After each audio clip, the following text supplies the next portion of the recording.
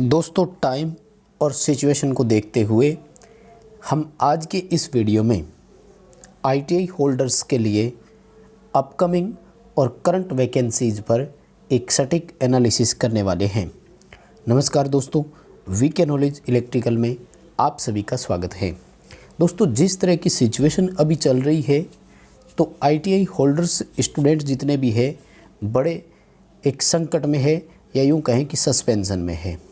उनको समझ नहीं आ रहा कि वैकेंसीज़ का क्या होगा, जितनी भी वैकेंसीज़ अभी आ गई है उनका क्या होगा, और जो इन फ्यूचर आने वाली थी उनका क्या होगा। दोस्तों, आज के इस वीडियो में लगभग सभी डिपार्टमेंट से रिलेटेड कम से कम 10 से 12 डिपार्टमेंट के बारे में हम चर्चा करने वाले हैं।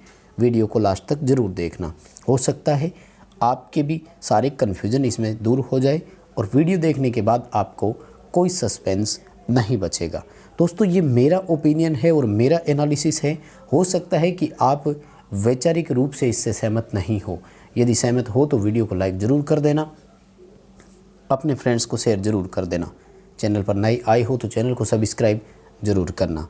चलिए दोस्तों, बात करते हैं डिपार्टमेंट वाइज एक एक करके। तो सबसे पहले हमारे नंबर 1 पर जो आता है वो है राजस्थान टेक्निकल हेल्पर। सबसे अधिक जिस भर्ती का इंतज़ार हो रहा है वो राजस्थान वाली वैकेंसीज़ का ही हो रहा है। इसमें मैं 5 डिपार्टमेंट के बारे में बात करूंगा। 3 डिस्कॉम यानी वितरण के निगम है, 1 उत्पादन और 1 प्रसारण निगम है। दोस्तों, ये वैकेंसी बहुत जल्दी आएगी। अब देखिए, इसके लिए हम आपको कोई एक सीमित समय तो नहीं बता सकते, लेकिन इतना कन्फर्म है कि 100% राजस्थान टेक्निकल हेल्पर की वैकेंसी जरूर आएगी। एक बार राजस्थान विद्युत विभाग में वैकेंसी आएगी, ये श्योर है। अभी भी हमारे पास न्यूज़ ये है कि ये वैकेंसी वित्त विभाग में पड़ी है। कभी भी ये सैंक्शन हो सकती है और कभी भी वहाँ से मंजूरी मिल सकती है। जैसे वित्त विभाग से सैंक्शन हो जाती है तो उसके बाद में इसका एडवर्टाइजमेंट कभी भी आ सकता है। दूसरी बात, अभी जो प्रेजेंट गवर्नमेंट है इनकी हिस्ट्री बड़ी अच्छी है विद्युत विभाग के प्रति। दोस्तों, मैं आपको एक बार पहले भी शायद मैंने बताया था वीडियो में, इस सरकार ने 2011 में तीनों डिस्कॉम में 9,394 यानी लगभग 9,500 पदों पर भर्ती करी थी। उसके बाद में 2013 में लगभग 5,000 पदों पर इन्होंने भर्ती करी थी।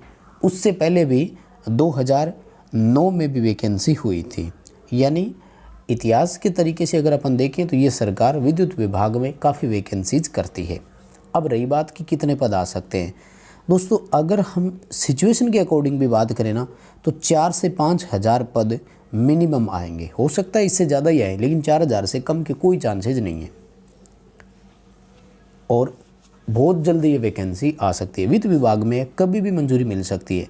इसलिए यदि आप राजस्थान से बिलोंग करते हैं और आईटीआई होल्डर है और बेरोजगार है तो कंटिन्यू अपनी मेहनत करते रहिए। दोस्तों, लगातार आपको पढ़ना है क्योंकि वैकेंसी कभी भी आ सकती है। पॉइंट चलिए सेकंड पर बात करते हैं, जो कि सबसे ज़्यादा कंफ्यूज कर रहा होगा आपको, वो है यूपीपीसीएल और यूपीआरवीएनएल। दोस्तों, दोनों वैकेंसी आ चुकी है। आपको पता है यूपीपीसीएल में 608 पद आए हुए हैं, यूपीआरवीएनएल में भी है। प्रॉब्लम यह है कि एग्ज़ाम होगा कि नहीं स्टूडेंट की। पहली बात तो ये मैं आपको बता दूं 100% एग्ज़ाम होंगे। पहले भी मैंने इसके बारे में कई बार आपको बताया है।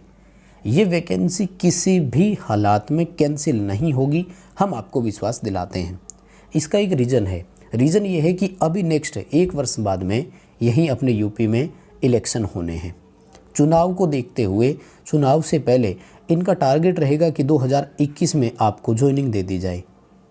इसलिए 100% एग्ज़ाम होंगे, ये श्योर है, राइट। एग्ज़ाम के लिए अगर मैं बात करूं टेंटेटिव, देखो ये कंफर्म नहीं है बट संभावित है। संभावित क्या है, अगर एग्ज़ाम हो जाता है तो नवंबर 2020 में चांसेस पूरे हैं। यदि नवंबर में नहीं हुए तो जनवरी 2021 में एग्ज़ाम होने के चांसेस है। ये इन दोनों की अगर मैं बात करूं तो ये एक पीरियड है जहां एग्ज़ाम के 100% चांसेस है, क्योंकि उसके बाद में एग्ज़ाम होगा, रिजल्ट आता है, डॉक्यूमेंट वेरिफिकेशन होगा, उसके बाद फाइनल सिलेक्शन लिस्ट आती है, ज्वाइनिंग मिलती है। तो ये सब करते करते टाइम लग जाता है और इनका टारगेट रहता है कि 2021 में आपको ज्वाइनिंग दी जाए। तो ये एक आपको ध्यान रखना है, कंटिन्यू मेहनत करते रहिए।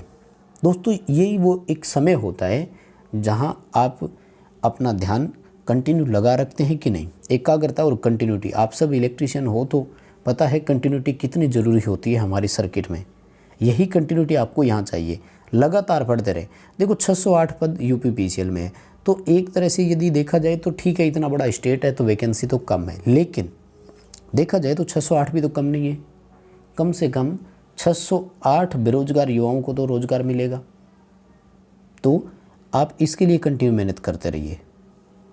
एग्ज़ाम 100% होंगे, वैकेंसी किसी भी हालत में कैंसिल नहीं होगी, दोनों वैकेंसीज़ के।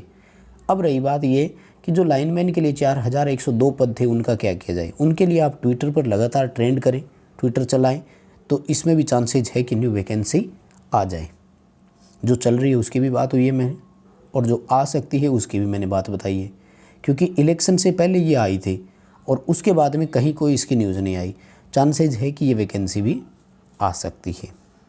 यदि मैं बात करूं नेक्स्ट अपने इसमें एनसीएल में, नॉर्दर्न कोलफील्ड में, तो दोस्तों ये तो ग्रेट अपॉर्चुनिटी आपके पास है, क्योंकि इसमें आईटीआई प्लस ट्रेड अप्रेंटिसशिप आपसे दोनों चीज़ें मांगी गई थी।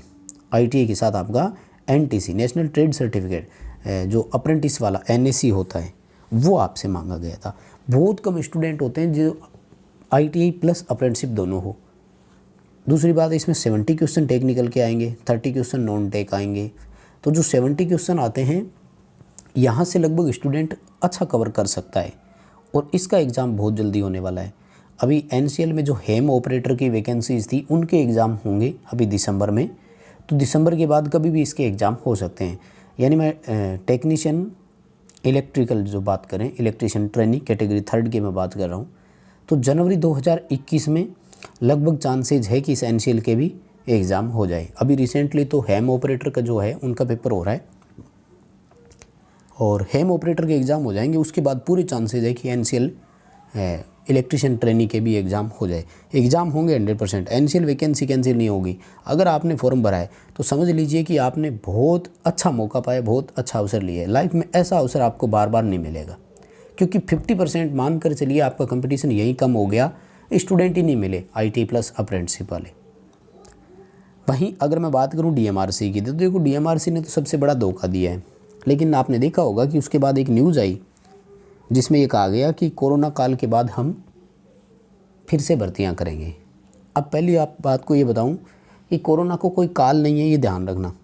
ये अनिश्चित काल तक चलने वाली एक तरह से वायरस है, और अपन इस बीमारी को नाम दे सकते हैं, कोविड-19 जो दिया था अनिश्चितकालीन अपन कह सकते हैं। धीरे धीरे सब कुछ सही होगा।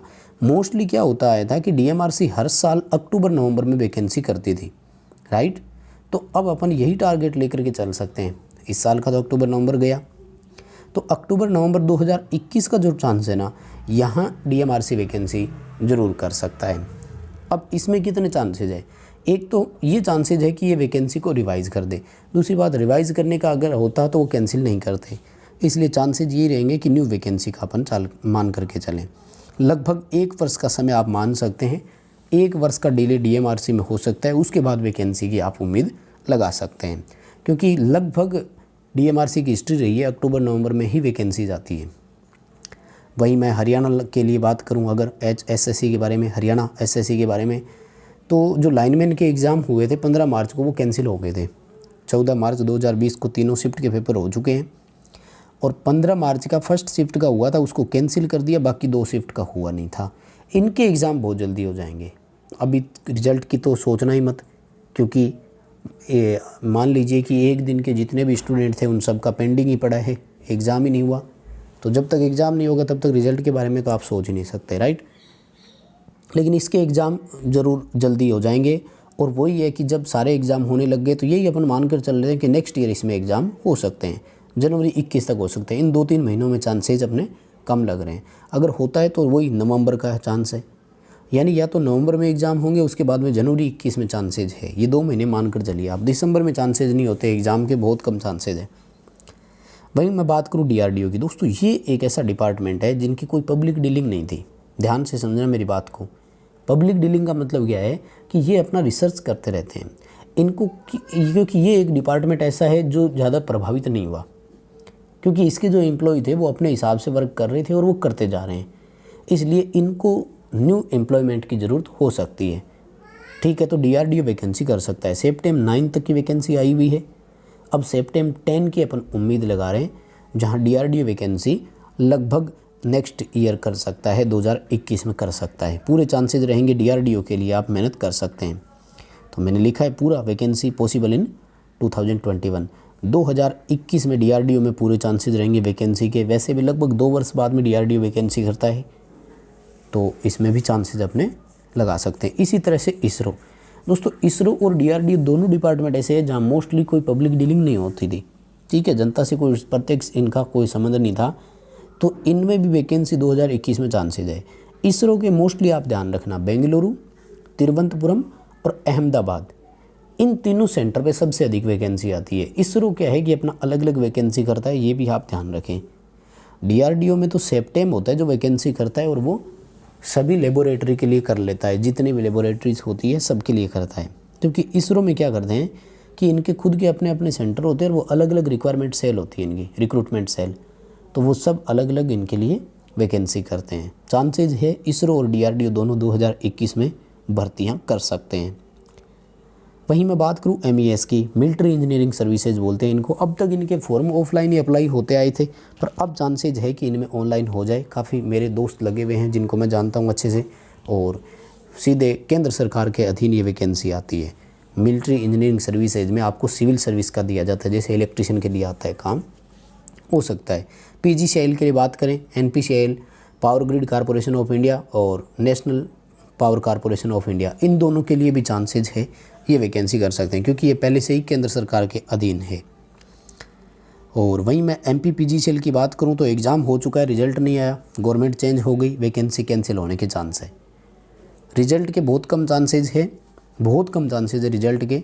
चांसेज यही है कि वैकेंसी कैंसिल होगी, क्योंकि एक तो पदों की संख्या बहुत कम थी। ठीक है, तो यहाँ रिवाइज वैकेंसी देखने को हमें मिल सकती है। वहीं मैं बिहार की अगर बात करूँ तो अभी इलेक्शन चल रहे हैं, और मुझे नहीं लगता कि अभी रिसेंटली बिहार में कोई वैकेंसी आएगी, क्योंकि अभी इलेक्शन है। 2021 में नई नई गवर्नमेंट बनेगी तो वैसे भी नहीं आना। तो बिहार में तो अपन ये कह सकते हैं कि 22-23 से पहले हमें कोई वैकेंसी के आसार नज़र नहीं आ रहे। ठीक है, तो मोस्टली ये 12 डिपार्टमेंट थे दोस्तों जिनके बारे में बात करनी थी। सबसे ज़्यादा इंपॉर्टेंट जो है वो राजस्थान टेक्निकल हेल्पर है, जिसके बारे में आप ध्यान रखें। कभी भी वैकेंसी जारी हो सकती है, वित्त विभाग में बता रहे हैं, कभी भी अगर सिग्नेचर होते हैं तो वैकेंसी वहाँ से सैंक्शन हो सकती है। दोस्तों ये था मेरा ओपिनियन। यदि आप विचारों से सहमत है तो वीडियो को लाइक ज़रूर कर देना, फ्रेंड्स को शेयर ज़रूर करना, चैनल पर नए हो तो सब्सक्राइब ज़रूर करना।